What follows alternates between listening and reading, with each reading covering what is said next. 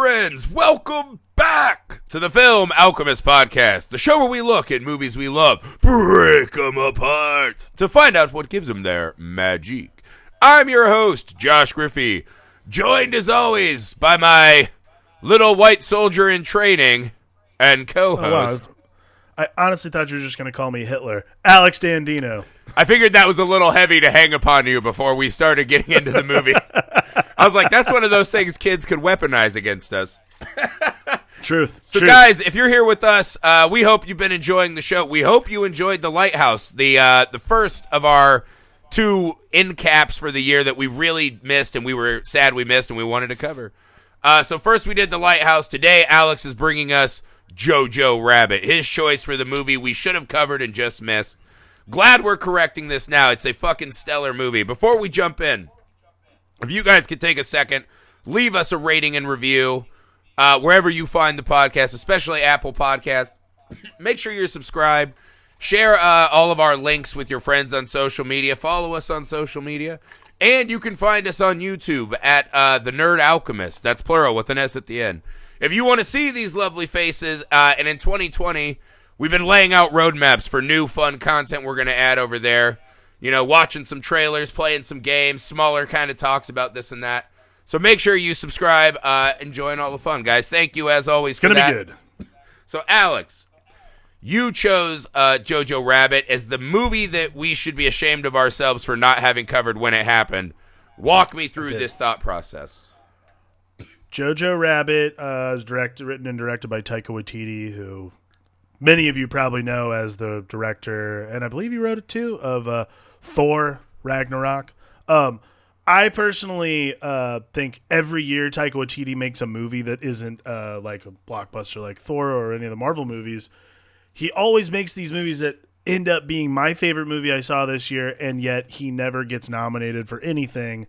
The year Hunt for the Wilder People came out, that was the best movie I saw all year. Literally nothing was better than that movie, and no one saw it, which was terrible. Yeah. And the same thing happened for what we do in Shadows. Obviously, was much more entertaining for some people, and I absolutely loved it. It had it's a TV show now. It had a little better life, and I don't think they were going to nominate it for any awards. But the thing that I love the most about JoJo Rabbit, and the thing that Taika Waititi seems to always get from me, is the tug on the heartstrings that he always has with these very small stories about. Particularly, I can always equate it back to Hunt for the Wilder People, and this movie are about small kids who are children who are seen as less than, maybe not taken as seriously as some of their other kids, and the amazing things they can accomplish simply by being them. And I think the crazy thing that I love the most about JoJo Rabbit, though, is about this movie being essentially about love. Like, that's the thing that I love the most about it, is this movie is about love and the power of love and the power of loving other people that can carry you through the worst of times. And this truly is a story about probably some of the worst times we've ever had as a human race. So, yeah, I think the stunning thing to me was, again, I just missed this movie because I live in Indiana, so very limited screens and show times. I forced myself to get out. I think this is it was like the last day I could have seen it too. So forced myself out to catch it. Sorry, guys, I'm still sick again. Bear with me. Maybe one of these fucking months I'll not be sick. Jesus Christ. But what the movie does, this was my first walkaway was I was like, in this year especially, I don't know. I think I kind of know what are going to be up for Best Picture. The only really big two I haven't seen is Portrait of a Lady on Fire, which I hear only rave reviews about. And 1912 or 17, the war movie that's coming out? 1917. Right, I hear a lot of amazing things about those. But honestly, if you had to make me pick what was kind of like my best picture-winning movie of the year, it would be JoJo Rabbit over even Parasite and this and that. I think it's the best movie I saw all year. Just on kind of the things it accomplishes are so vast and complete. The thing that shocked me, again, I guess I just didn't realize, I was in the masses where I didn't see an enormous amount of marketing material. I just knew Taika Waititi, Hitler comedy. Right. That's all I really knew going in. And the start of the movie sets you up. You think you're doing, I get it. It's like a childhood comedy romp, right? It felt Moonrise Kingdom-ish. Sure. What I was completely unexpecting was to have the emotional weight and drama fit into this kind of cartoonish comedy. And I guess it made sense because as I walked out of the theater, and even the first couple minutes, you're doing a lot of like laughing with Nazis, even as they're tongue in cheek, like, things aren't going good for us, yeah. And you're like, ha ha ha ha. But also you're like, we are like here at like a Hitler Youth camp, like this, okay. You know what I mean? So I was like, I felt like it was going to wear thin on me. And then the movie does this unbelievable switch into a true dramatic story. Yeah. Even there's like 20 or 30 minutes in the final part of the movie that is just pure heavy drama. Yeah. You know, with little breaks here and there, but I could not believe how seamlessly he melded what I thought the movie was with the dramatically better version that I walked away seeing. Right. I mean, to me, I think the strength of this movie lies in the fact that it never shies away from the true terror of kind of like the Nazi party. Like that's the scariest thing about this movie is that Nazi Germany is where they're, and not only that, it's the end of World War II. That's the thing that I thought was the most interesting thing, is setting it towards the end of World War II, where everyone knows that everyone knows this is going poorly. Like, it's literally after the Allied forces have like almost taken back France, I think. Like, oh no, they have at that point. Like, they've taken back France. Like, everyone knows like everything's closing in on Germany itself. So everybody is constantly in a situation where like, yeah, like you're saying, like it's not going well, but I guess we'll just keep the Hitler Youth out there trying to, keep things going. Like that's what I think is interesting. Like the auspice of it being terrifying is that any moment the Allied forces could show up and blow up the fucking town. So like the fact that this kid is still so gung ho about like I know, like it's the like odd wide-eyed innocence of a child, and it's terrifying because it's about the wide-eyed innocence of a child who believes that, the Third Reich is the greatest thing that ever happened. It's like if he thought the Third Reich was the Beatles. Like it's pretty. It even opens on that fucking Beatles song. I know, right? Like that's like, and that again, like there's little cues and little subtle things like that Taika Waititi does in this movie that make that part of it so much. That's what makes it so much more terrifying. I think the fact that it takes place at the end of World War II is what really makes this movie fascinating, and that's what makes JoJo's journey so much more compelling. So once it makes this like hard switch at the end of the movie to kind of like really like a very Saving Private Ryan-y dramatic moments, it still feels very. It's like it never feels like it's been forced into we have to address this. Like it's being addressed throughout the entire movie. It's very interesting. It's quite a tightrope to walk, right? You have to have this amazing well of good faith and people just trusting you enormously to do this movie. Yeah. Period. And again, I don't know that it being placed at the end of the war mattered an enormous amount to me, but I think to your point, what it does is there are dramatic moments that become so much worse when you're like, fuck, if they had only made it like 3 more days. You know what I mean? Yeah. So there's a lot of that impact. I think what this movie does so well, in a lot of Taika Waititi's movies in general, is it's looking at kind of serious flaws in the world through the naive lens of a child, right? So look at it as it is, but in kind of this simplistic truth, which exposes the comedy of it. And I think that's like, what JoJo is. And it's just this brilliant, like, he's this little soldier, right? This little wannabe soldier. He doesn't have the heart for it, but he wants it. He wants it so fucking bad. Right. And that becomes this interesting play throughout the movie, right? And I love the part when he fucking blows himself up. That's a moment in the movie I was like, wait, what's happening? Like, this is when you knew it was a different kind of movie. Right. And it's just like one of these like extra visual storytelling moments I didn't expect from this kind of movie, which is that's the first moment where now that he's like crippled and his face is scarred, he has to look at himself as less than perfect Aryan person. And that leads him to examine all of these other kind of cracks in the Third Reich's philosophy.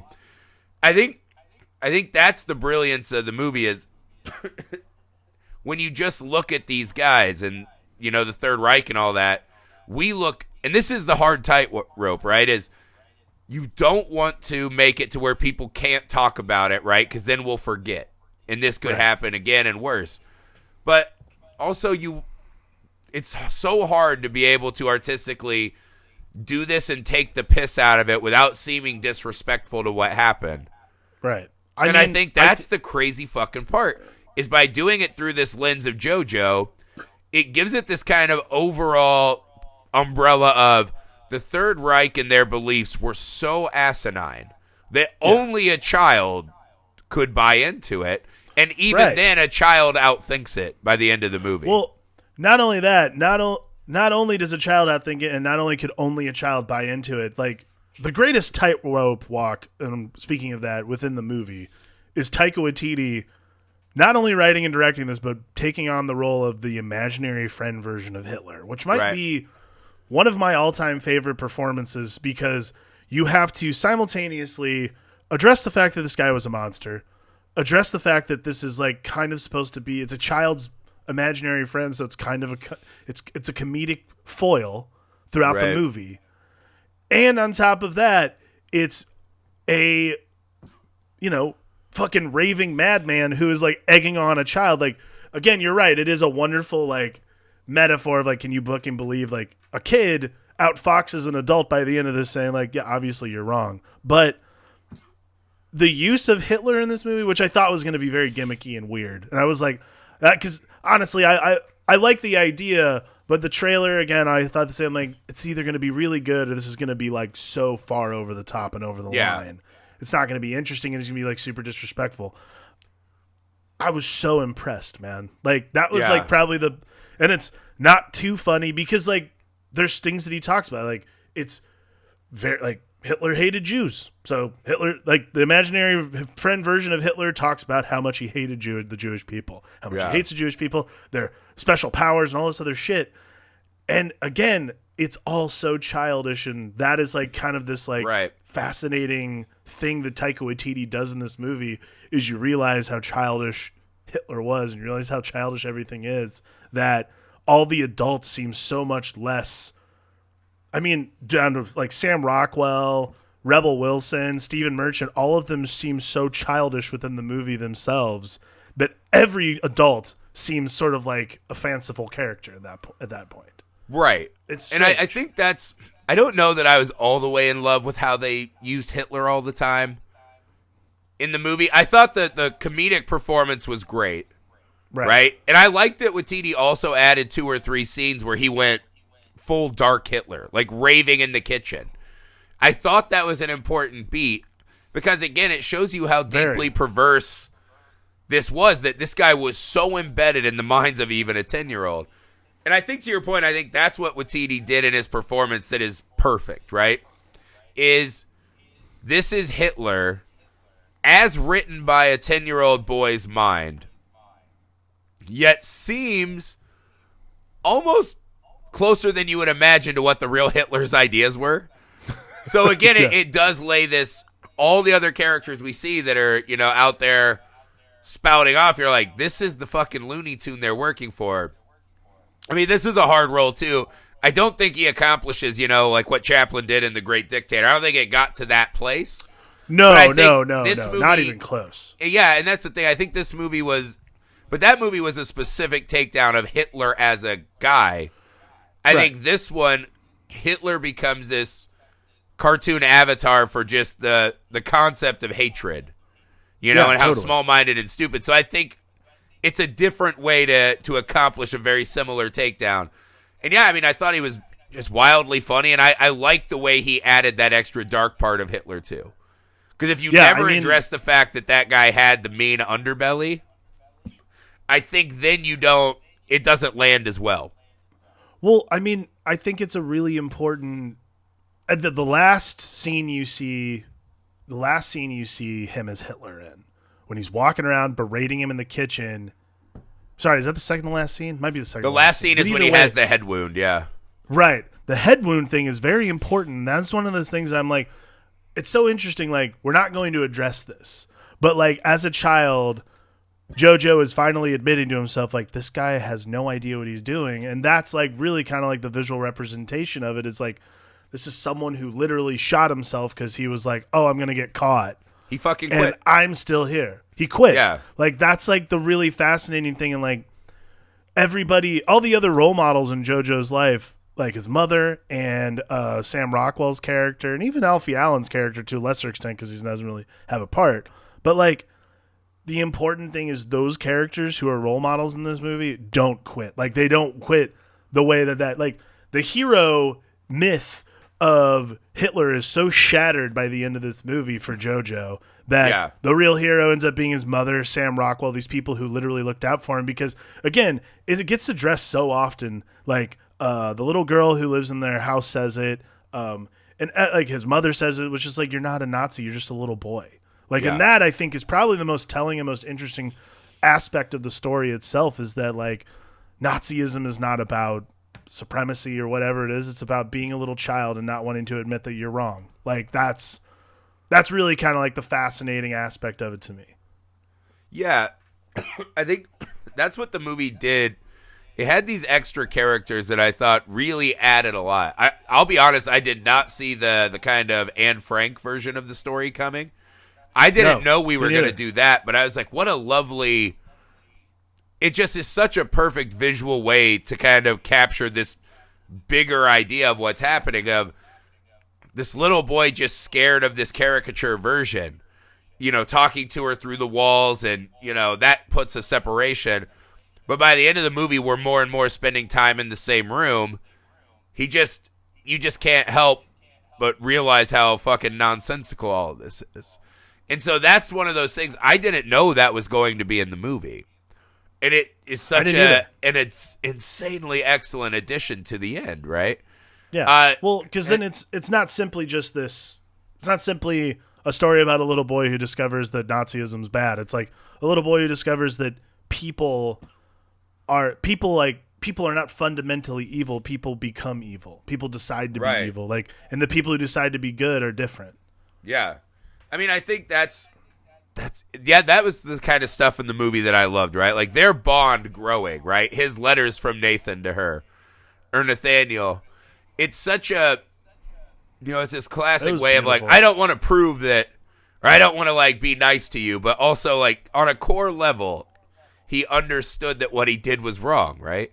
That all of us at a core level understand when we're being wrong and being rude to others. And I thought that was just a lovely way to capture this kind of macroscopic version of the tale, which is a lot harder to tell. And they kept it really focused. And you see this throughout all the characters. Like, Kleinman might be the most interesting character by the end of the movie, because he's obviously a closeted gay soldier, right? Him and his lover work together.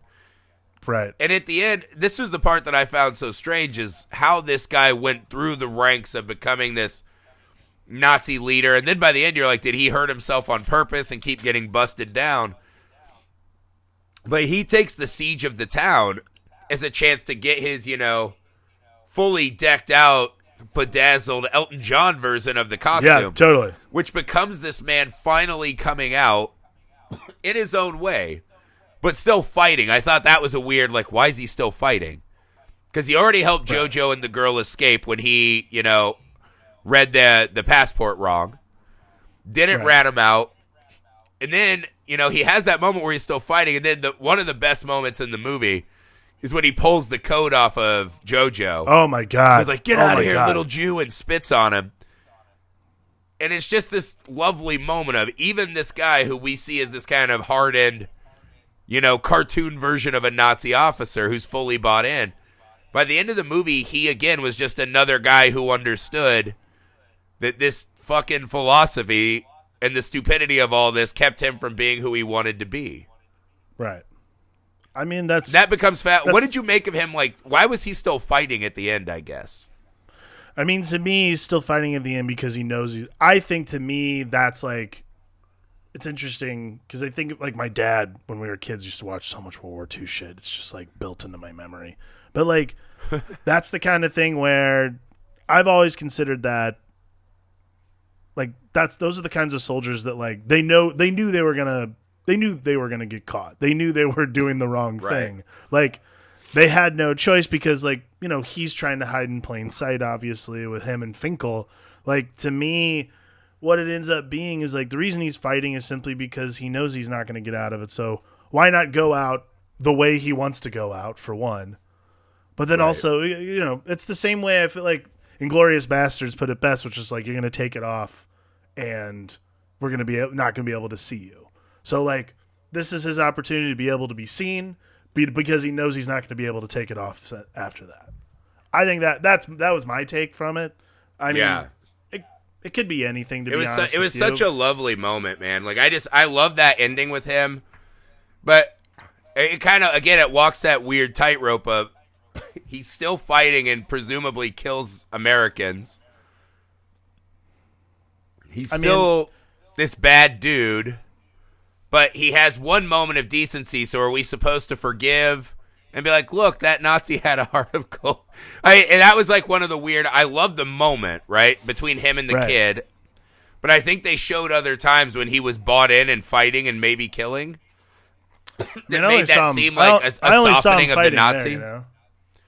Right, but that's what I mean. He was obviously an officer, and he had a blunder of an operation and kept getting busted down.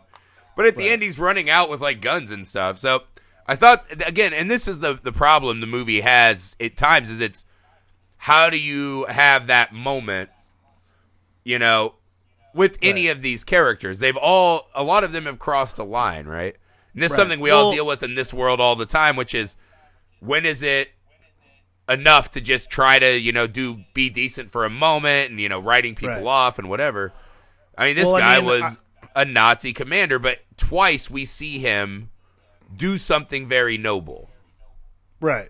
I mean, to me, I think that JoJo's life hinges on the fact that, like, really, like, when you think about it, Hitler's really not his hero. Like, Hitler takes the place of his father because he doesn't have a father. Right. Like, the father who really he thinks is out fighting with the Nazis. Right. Who obviously is dead, and they just don't want to say anything, which is fine. Right. Like, that's part of life. Like, you lie to your children because you love them. Like, that's, you know, I'm going to lie to my kid when he's older and say, no, violent video games are bad for you, even though they're fucking awesome. And I hope you listen to this when you're little. I hope you listen to this when you can, Henry, because just so you know, I was lying the entire time. But, like, that's, like, the power of JoJo's mother. Like, by the way, like, I mean, Scarlett Johansson has probably one of my all-time favorite performances in this movie. Like, I think she's wonderful. And the scene where the reveal of her being hung in the town square might be one of the most masterful moments of filmmaking we got this year. It's so simple. It's beautiful. Just the shoes. It's beautiful. It's devastating. That kid is Roman Griffin Davis. Wow. Like, he's an actual actor. Like, I was crying. Like, it was like, I really felt the pain. Yeah. I saw it in his eyes. Like, that was amazing stuff, man. But to me, that one was hard because I actually didn't see that coming. And I feel one of the problems with doing these kind of podcasts and being the kind of guys we are is that you can see a lot of it coming ahead of times in certain movies. This one caught me off guard several times, which I thought was so much fun, right? Not that moment was fun, but the whole Scarlett Johansson's character, I think, is the perfect counterbalance for what's happening. Yeah. Which is, imagine a woman who's lost a daughter, lost a husband, right? She's housing this girl, trying to give some decency to the world, right? She's obviously just a woman who's full of life. She loves dancing, loves her son, but she's in this unwinnable shit situation. And she's trying to do the best she can, even if that means letting her son be a little fucking Nazi. Right? And she never tells him, don't put the clothes on. It never feels like she's using him as cover. She's just letting him be the kid he needs to be because she understands in this moment we have to be what we can to survive. And the devastation of that moment, too, which is JoJo, her son, being a Nazi, and she's starting to kind of win him over by the end. She has that amazing scene where she dresses as the dad. Oh, my God, dude. I mean, it's just one of the best scenes of the year. And they're dancing, and then she takes him out on the bike ride, and he's like, Mom, we don't have time for love. I'm sitting there. I'm trying to, we got a war to prepare for, and she just like leaves him down there. It's this really sweet moment.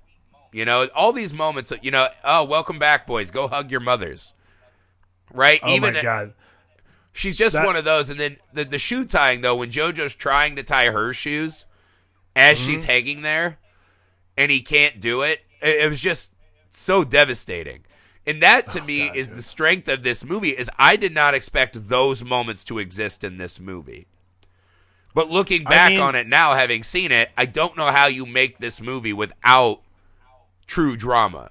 Because then you are being... then you're not being earnest in talking about it. Right. Like, then you're not addressing the real problem and, like, the actual issue, which is that this was a country that was being torn apart by hatred, and people who loved their family, loved their friends, were disloyal to their core, and decided, like, in honor of my country. Like, it was country before love. Like, and that's what I think is a really important thing.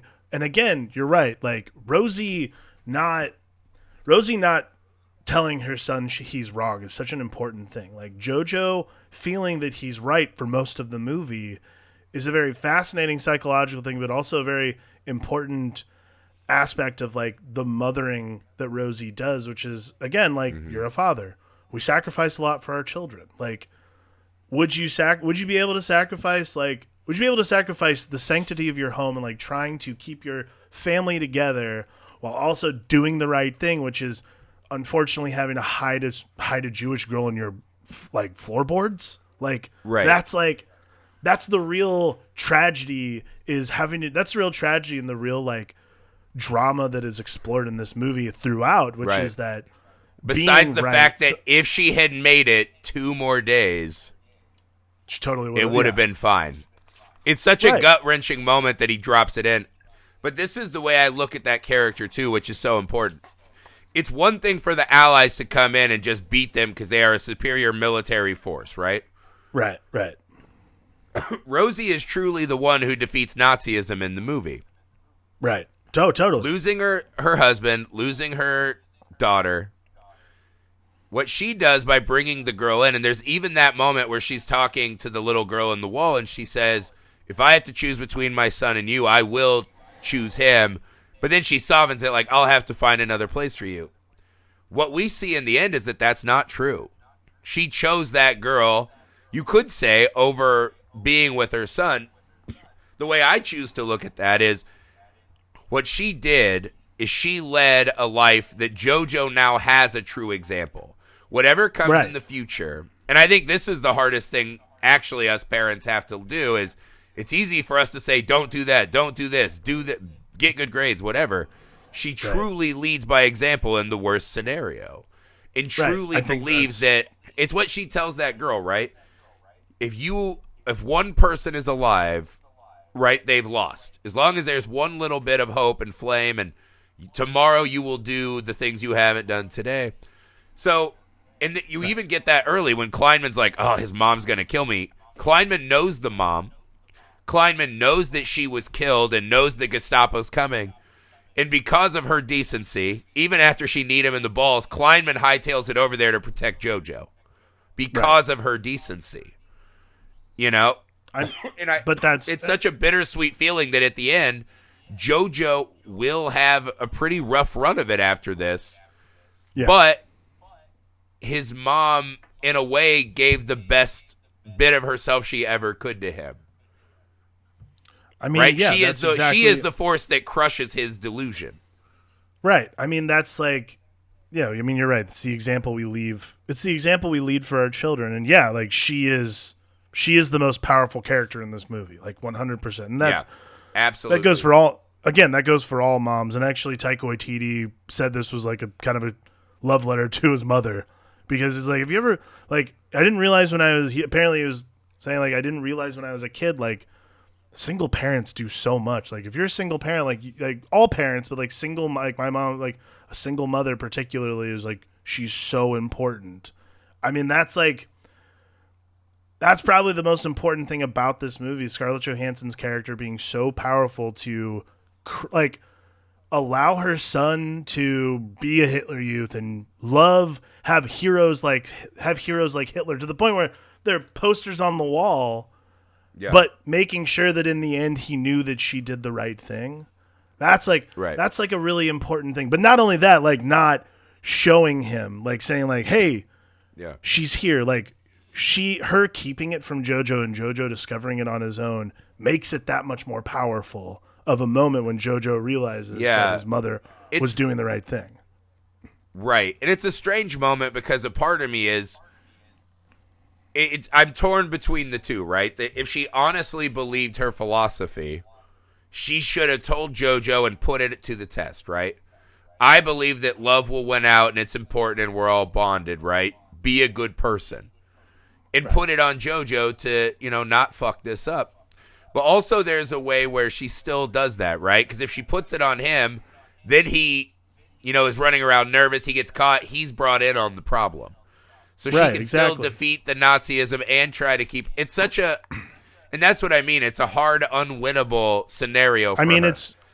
It's the terrible moment where when she chooses to do the right thing, in a way she cannot win. To do the right thing, because this, again, what she says in that wall, just stay alive another day, the easiest way for her to do that would have been to shut her heart and let that girl survive on her own. She didn't do that. Right. But what you're describing is parenting. Like it's doing the hard thing, knowing full well that it's going to make your child miserable or make someone else miserable, or yourself miserable, but you do it for the good of your family. You do it for the good of your child or children.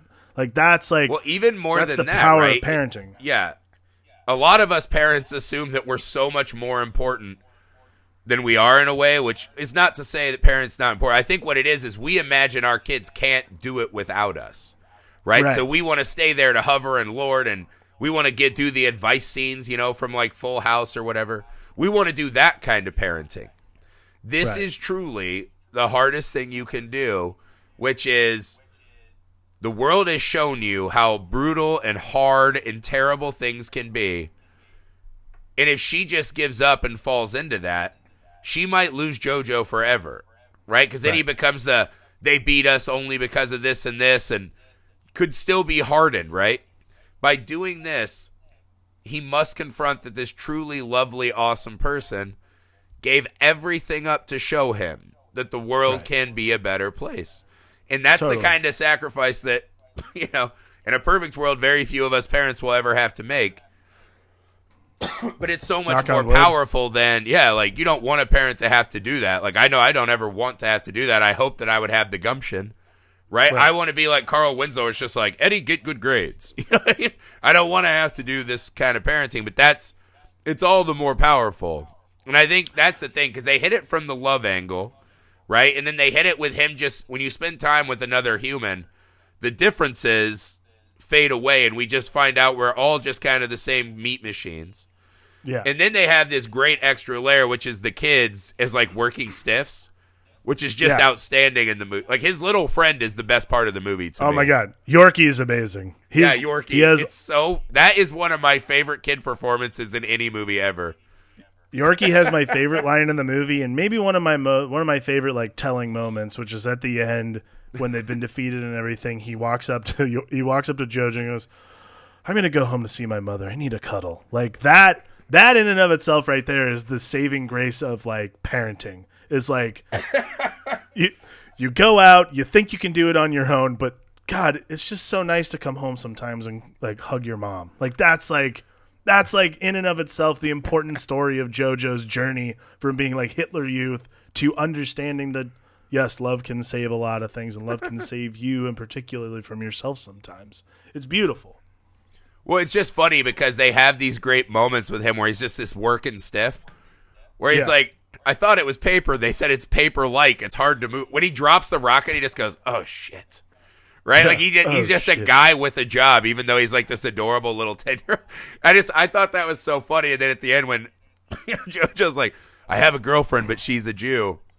And he goes, JoJo, there's more important things going on right now than Jews. And he just says it as this guy who's like got a 9-to-5, right? He's like, kid, you don't even know. I love it. I've seen things. So I've been on the fronts, So But they're just kind of loved throughout, and I love that it's not like a typical boy relationship this age in movies, where it's like a competitive, like maybe we'll wrestle. Like they see each other and they run up and I love you and hug. It's just this really sweet, super loving relationship. And you know, the best line was when he's talking about Hitler killing himself. He's like, I feel like Hitler hid a lot of things from us. And it's just they have this naivete about them that works as such a funny cudgel against, you know, the scary, fucking terrifying reality we see at the end where they're literally slapping, you know, grenades on kids' backs and guns in the hand of the elderly who are just in suits.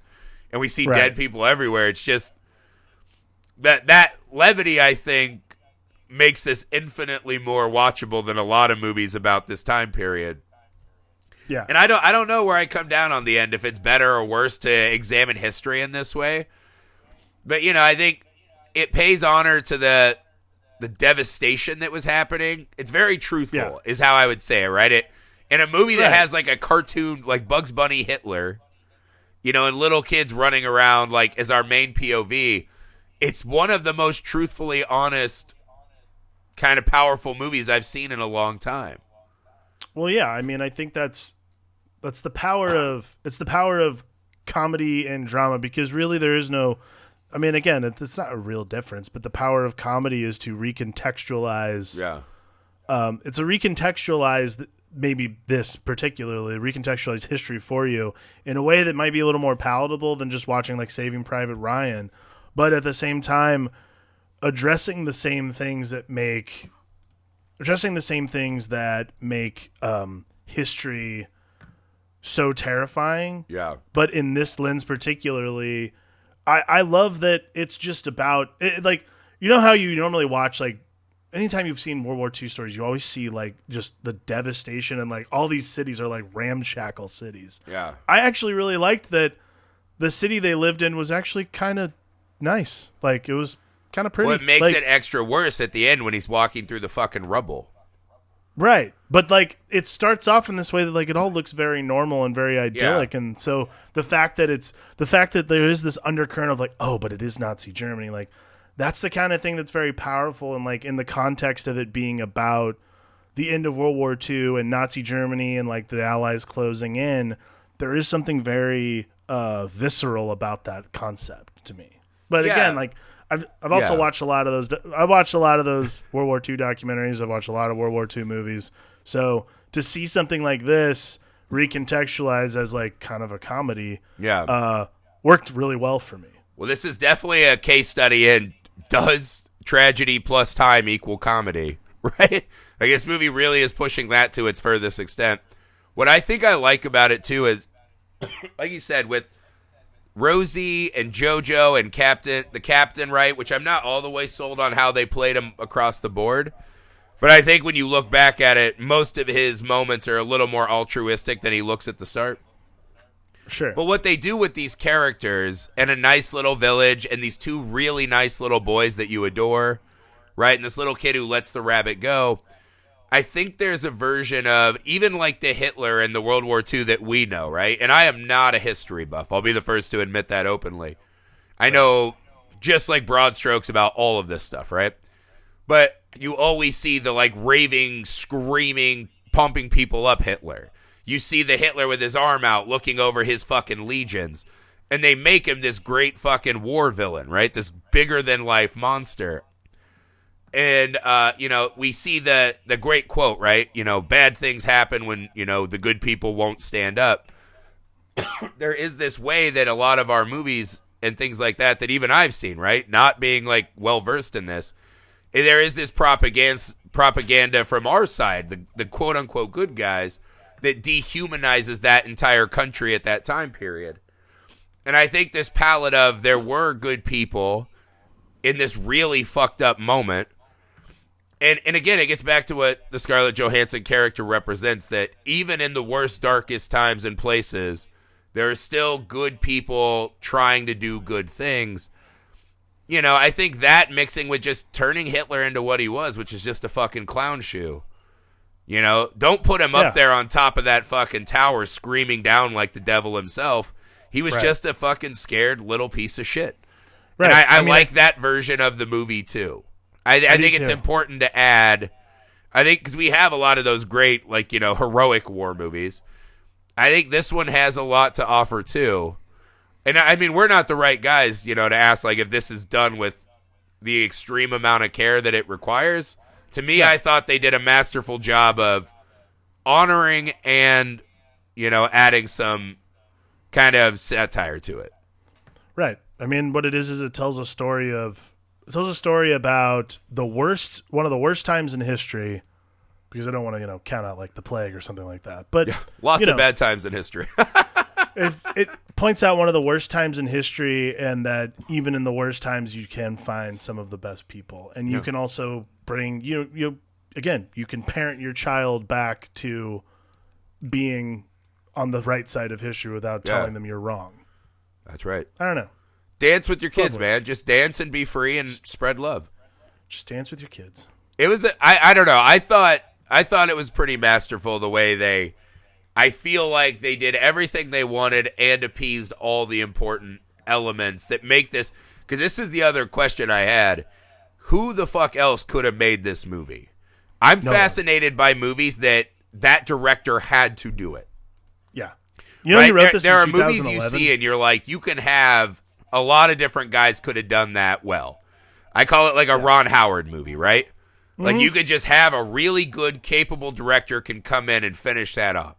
Like what's a movie in theaters now? Richard Jewell. There are probably 15 directors that could do a good movie of Richard Jewell, right?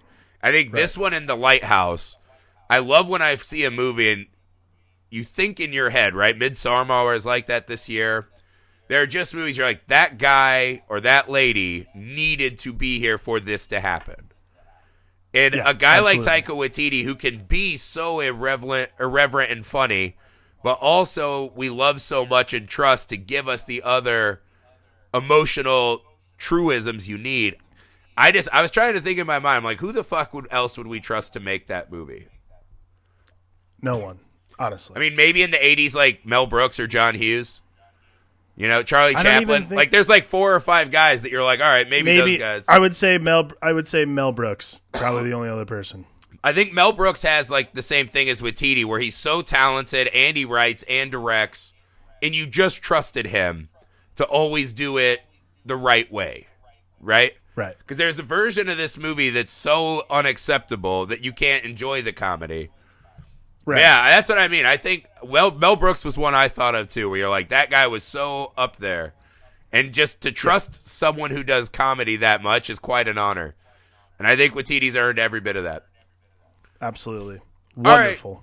All right, guys, that's it for JoJo Rabbit. I hope you enjoyed it as much as us. I was honestly just flabbergasted. I felt like I got hit by a fucking truck. Because I thought I was going to go in and have some yucks. And, man, just got my guts ripped out. Cried a bunch. What an impressive movie, man. And definitely a great end-of-the-year movie for us. 2019's been a great year for us. And that is thanks completely to you guys, The Alchemist.